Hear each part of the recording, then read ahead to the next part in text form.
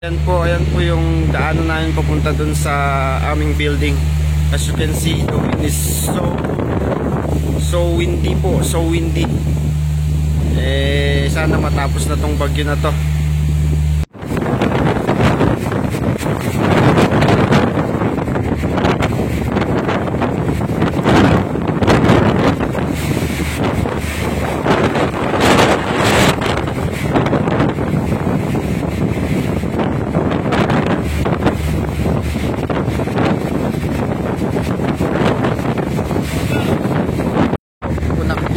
Sobrang lakas ng hangin.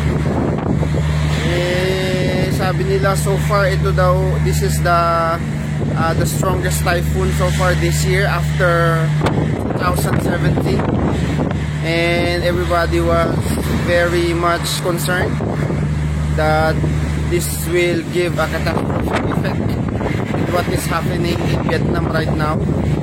Hopefully it will be over soon, and guys, be safe and don't go out.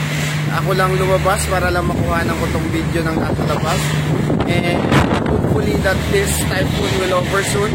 God bless to everybody.